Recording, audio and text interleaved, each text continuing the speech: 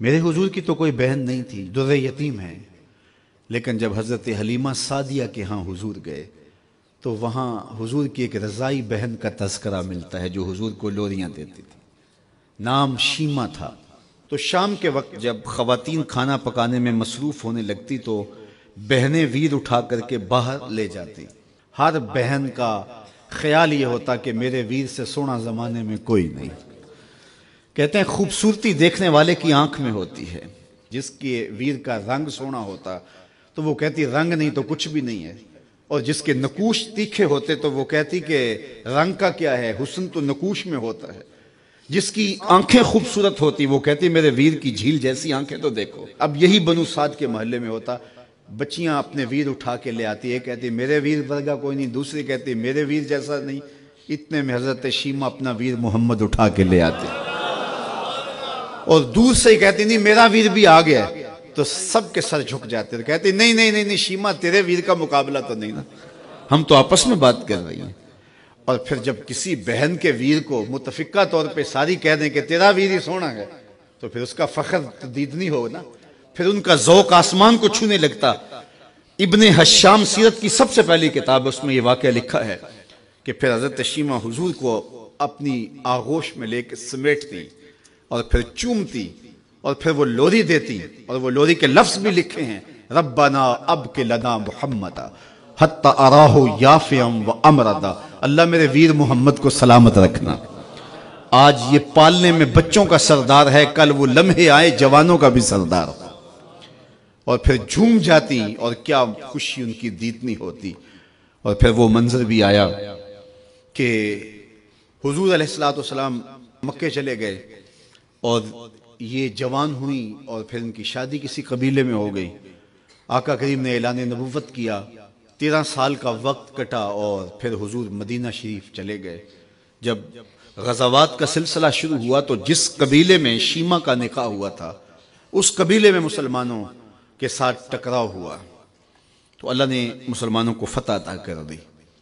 تو اس قبیلے کے لوگ قیدی ہو کے حضور علیہ السلام کے غلاموں کے ہاتھوں گرفتار ہیں۔ تو یہ اپنے قیدیوں کو چھڑانے کے لیے قبیلے کے سردار ایک ایک گھر سے فدیے کے لیے رقم جمع کر رہے ہیں۔ چلتے چلتے شیمہ کے گھر بھی پہنچے جو کہ ایک عمر کا حصہ گزار چکی تھی، اور جا کے کہا کہ اتنا حصہ آپ کا بھی آتا ہے۔ کہا کس لیے؟ کہا وہ جو لڑائی ہوئی ہے اتنے ہمارے بندے گرفتار ہو گئے ہیں تو ان کو چھڑانا ہے۔ تو چلتے چلتے باتوں میں کسی کے لبوں پہ حضور کا نام آ گیا تو شیمہ نے کہا اچھا انہوں نے تمہارے لوگ پکڑے؟ کہا ہاں۔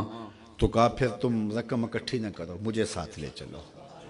انہوں نے کہا تجھے ساتھ لے چلیں؟ کہا تم نہیں جانتی وہ میرا ویر لگتا ہے، وہ میرا بھائی لگتا ہے۔ قوم کے سرداروں کے ساتھ حضرت شیمہ حضور کے نوری خیموں کی جانب جا رہی ہیں اور صحابہ ننگی تلواروں سے پہرا دے رہے۔ یہ مکی دور تو تھا نہیں، یہ مدنی دور تھا۔ اور شیمہ قوم کے سرداروں کے لے کے جب آگے بڑھنے لگی نا تو صحابہ نے تلواریں سونت دی، رک جا اے دیہاتی عورت، جانتے نہیں آگے کوچہ رسول ہے، آگے بغیر اذن کے جبریل بھی نہیں جا سکتے، تم کون ہو؟ تو شیمہ نے جو لفظ کہے وہ لفظ نہیں ہے۔ اس نے کہا خلو سبیلی وَعَلَمُوا انا اخت نبیکم، میری راہیں چھوڑ دو، تم جانتے نہیں میں تمہارے نبی کی باجی لگتی ہوں۔ تلواریں جھک گئیں، آنکھوں پر پلکوں کی چلمنے آ گئے، راستہ چھوڑ دیا۔ حضور کے خیمہ نوری میں داخل ہوئی تو حضور نے دیکھا، پہچان لیا، اٹھ کے کھڑے ہو گئے۔ فرمایا بہن کیسے آنا ہوا؟ آپ کے لوگوں نے ہمارے کچھ بندے پکڑے ہیں، چھڑانے آئی ہیں۔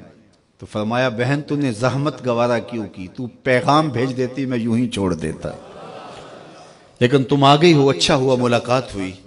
پھر حضور نے قیدیوں کو چھوڑنے کا اعلان کیا اور کچھ گھوڑے اور چند جوڑے حضرت شیمہ کو حضور نے تحفے کے طور پہ دیے۔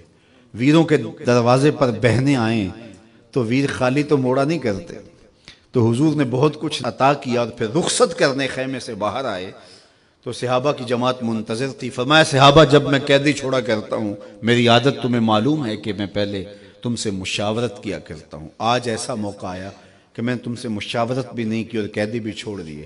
کہا جو چاہیں آپ کریں، لیکن کیوں مشاورت نہیں فرمائی؟ حضور اگر ارشاد فرما دیں تو فرمایا اس لیے کہ میرے دروازے پہ میری بہن آ گئی تھی۔ کوئی لاؤ تو صحیح زمانے میں ایسا، کوئی لاؤ تو صحیح زمانے میں